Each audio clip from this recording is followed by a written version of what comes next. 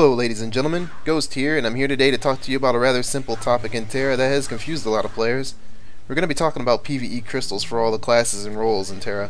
There aren't any really descriptive guides out there on crystals, so I'm going to try to break it down to you, especially for you newer players. So let's not waste any time and get you started off on the right track.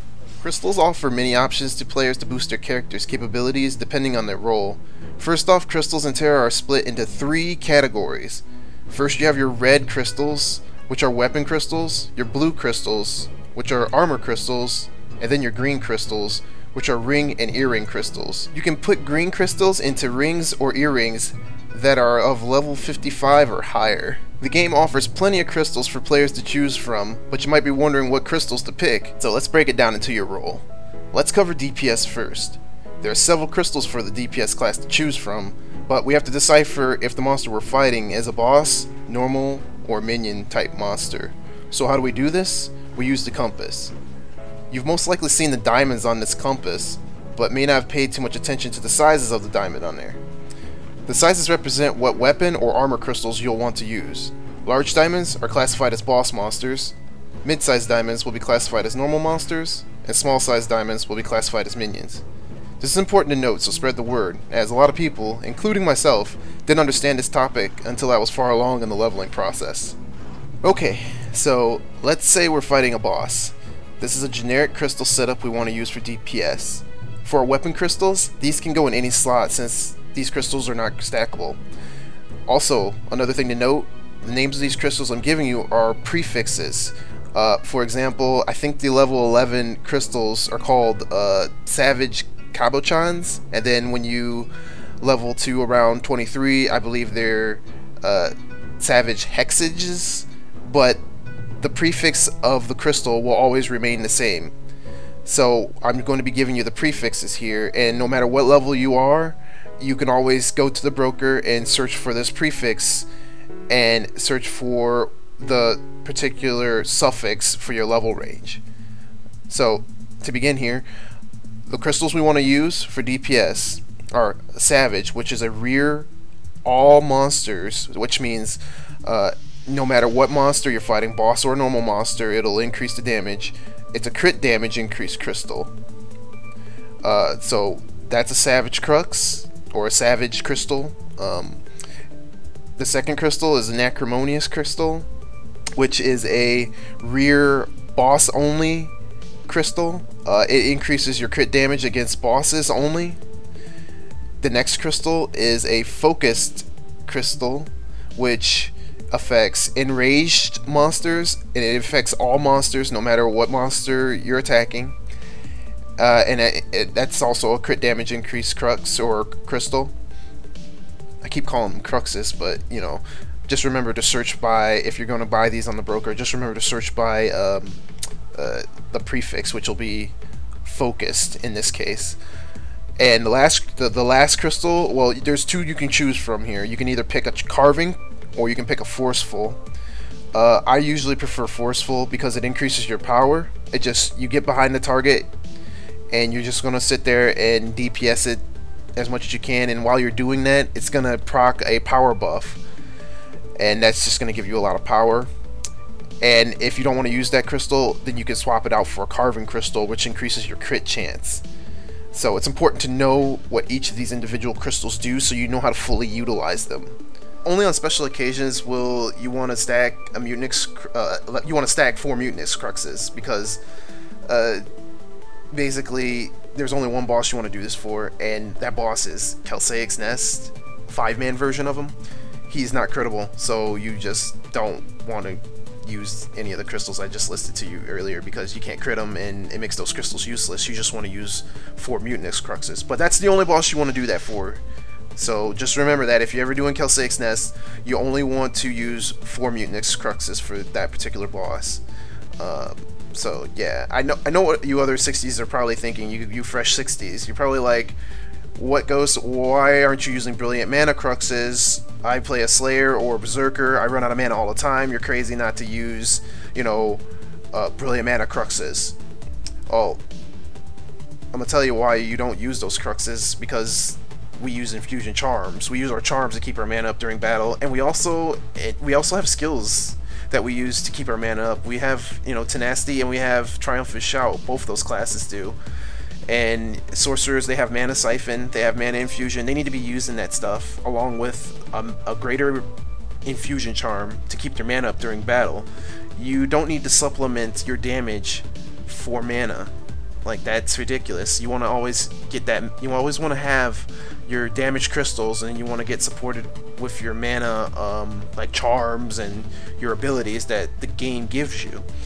So I'll explain all that a little bit later on, after I'm done with these crystal setups, because I want to move along. This is taking a little longer than I thought. So I'm going to move on to the armor crystals that DPS classes will use, and it's very simple.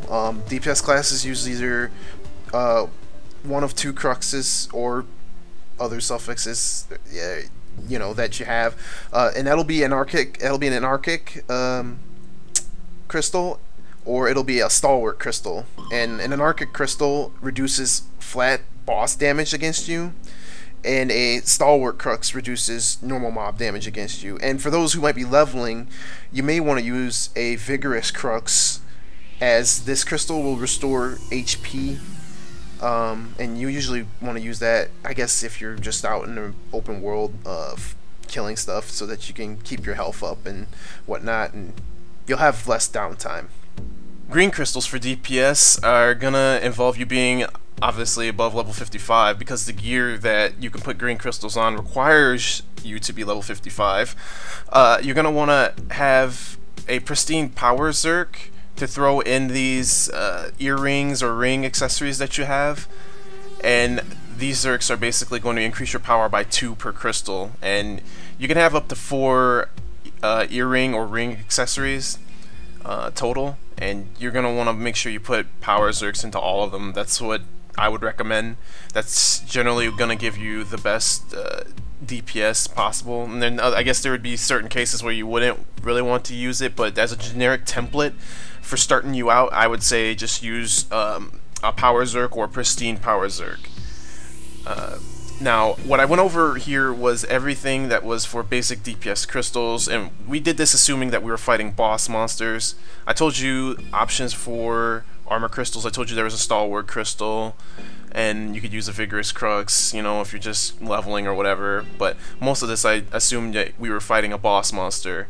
But if we're fighting a normal monster, we want to swap our weapon crystals a little bit, and the weapon crystals we want to use for normal monsters are going to be a Savage. We're going to retain the Savage crux, which remember was a rear, doesn't matter what monster I was attacking, it increased my crit damage from behind.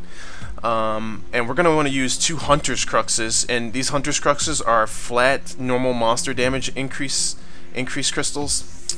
And we're going to want to use Backbiting crystal, which is a new crystal that you want to use. It's a rear normal monster crystal, and it'll increase the crit damage on all your attacks. So when you're attacking from behind, your crit damage will go up. And that's all you want to use for weapon crystals for normal monsters. And obviously for like your armor crystals, you want to be using Stalwart crystals. That's basically the gist of your crystal usage. And it's really important to swap between both of them. And crystals for DPS is generally the hardest, because there can be quite a bit of variety in what you have to do, because the DPS is what is going to, at the end of the day, wind up killing your monsters. So you gotta have this stuff on lockdown.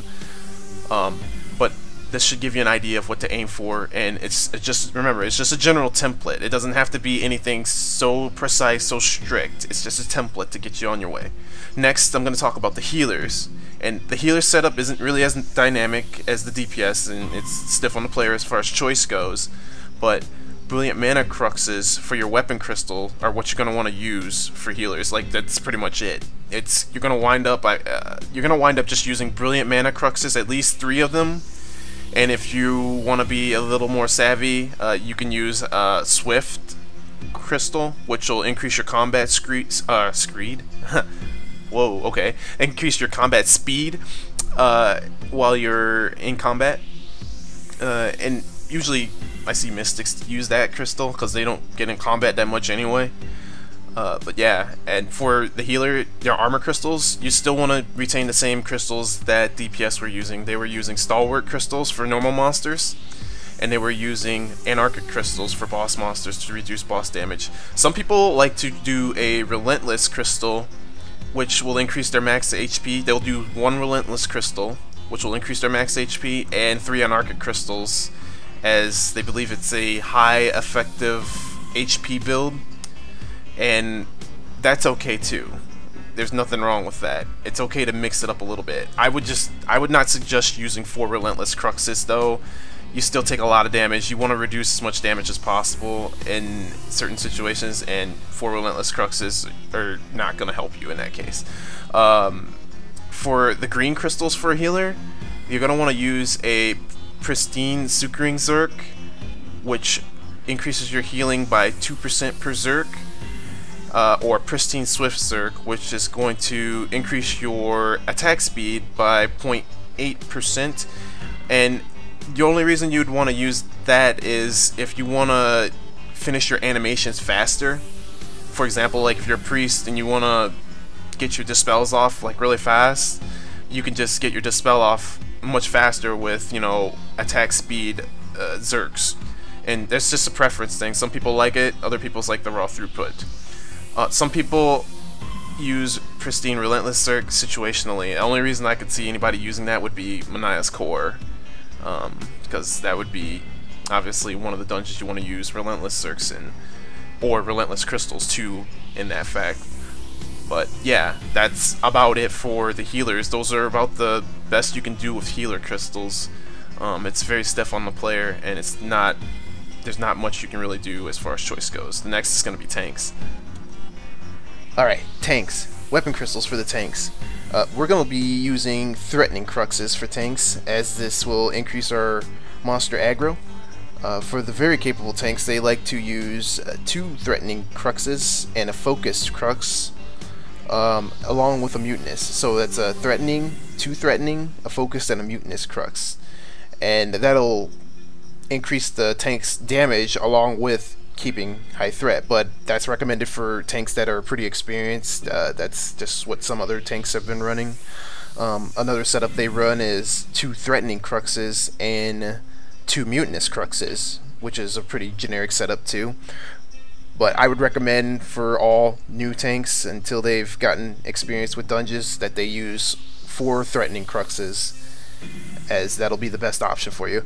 Armor crystals that tanks will use are very simple. They're going to be either using Anarchic cruxes for boss monsters, or they're going to be using Stalwart cruxes for normal monsters. And the green crystals that tanks will use, they're accessory crystals. They will be using Pristine Threatening Zerks, which will also help induce more threat for the tank, or they will also use Pristine Grounding Zerks, which will give the tank endurance. I'm not too certain. I've seen too many tanks use Pristine Power Zerks. It's possible for them to use it. I would assume they'd have to be a very capable tank to use it to pull that off. But it's possible that if you want to swap any of those Zerks out, you could use a Pristine Power Zerk to increase your damage as a tank, as long as you're doing your job, holding your aggro and keeping your debuffs up on their target. So, to each his own, I suppose. Earlier, I said DPS classes shouldn't use Brilliant Mana Cruxes, and that Fresh 60s would call me crazy for suggesting that, but I wanted to take a moment to talk about the importance of your charms. And in any group situation, your charm situation is going to be pretty much like this. You're going to use a Greater Power Charm, which is going to increase your power by about 9. Your Endurance Charm, which I don't even remember what it increases your endurance by, but that endurance will equate to defense. You're going to want to use an Enduring Charm. And you're going to use a Greater Infusion Charm, which will increase your mana regeneration. And certain situations, you'll want to swap power out for strength, maybe, for knockdown purposes, maybe on Bandersnatch and Wonderhome, for example, but Power Charm is going to add to your current attack stat, Enduring Charm is going to add to your defense stat, and then obviously, you know, your Infusion Charm is going to basically give you mana regeneration while you're in combat. So you always want to have these charms on when you're fighting.